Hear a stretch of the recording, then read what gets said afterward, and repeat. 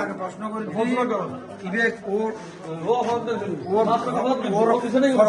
আপনার ফর্মগুলো কিছু ছিল এগুলো দেখেন না, এটা আমরা এটা আমি আগে কাজগুলো সারিয়ে ফেলতেছি। মানে পরের কাজগুলো আগে সেরে ফেলতেন। মানে পরের কাজ আগে না, এই যে অনেকগুলি কাজ আছে এদিকে লাগছে। উনি বলতে লাগে না, কথা হচ্ছে আমাদের আপনি যে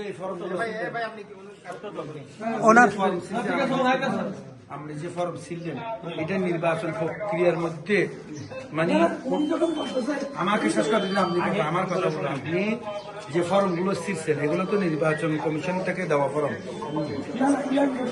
সব স্টেট করেছে। এই ধরনের ফর্ম কি আপনার কাছে আর আছে? 10-12টা করতে হয়। প্রত্যেক বুথের যে ভোটগুলো সম্পূর্ণ হয় তার একটা কি সিগনেচার নিচে নেই তো এটা তো করবো তো পরে, এই হিসাবটা পরে করবো। এটা আমি আসতেছি পরে পরে। এখন এটা আপনি আগে করে ফেলছেন এই তো সিগনেচারটা নিয়ে রেডি করে ওটা। আচ্ছা গেল সিগনেচার নিয়ে নিলেন। এখন যে আপনি এটা সিরি ফেললেন এটার বাইকটা দেন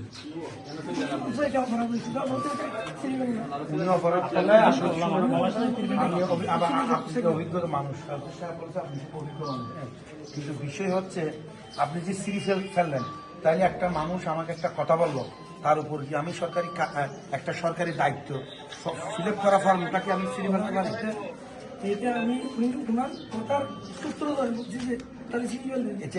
এবার গেল এই ফর্ম কি আপনার কাছে আছে? আছে আছে। তাহলে যদি তাকে আপনি এই ফর্মের সিগনেচার দিলেন কেন? আবার সিগনেচার নিয়েছি যে আগে থেকে আমাদের কাজগুলি কমে ফেলতেছে, এটা আর কোনো কাজ নেই। পরবর্তীতে যদি সিগনেচার না দেয় এখন কি হবে?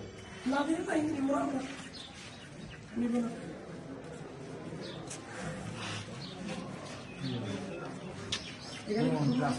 মাথার যে মানুষের মাথা হলে প্রস্তুত করে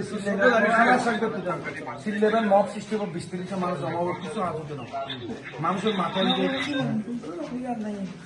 আমার তো প্রশ্ন করতে এ ফরম মৌসুমি গেলে এ ফরম তাই নির্বাচন প্রক্রিয়া আমার ব্যাঘাত হয় কিনা হয় বললে দাঁত আত্মন হবে কিনা আইনে জব দেওয়া হইল। আর যদি হয় অপশনাল আর এনাদার পয়েন্ট আছে সাধারণ মানুষের বিরুদ্ধে আনা বা একটা প্রশ্ন দেওয়া বলতে সিঁড়ি ফেলে এই ধরনের যদি হয় হ্যাঁ এখন মানে এই ধরনের ফরম তারা আছে তো নকালি হাসিন কেন আর বুঝে দিবেন আবার মানে এত লাগে আবার ফাইনাল আছে। আচ্ছা এখন কেন কেন কারণে কি হবে ঘটনা যে পাই অভিযোগটা ও ডিসাইডিং হলো দি ধরনের দি আরে ও যদি নির্বাচন প্রক্রিয়া যদি হনকে ও হইতে সাথে ও কিছু কিছু প্রিসাইডিং হলো তুমি কি সিগনেচার লেভেলে দস্তক লেভেলে হ্যাঁ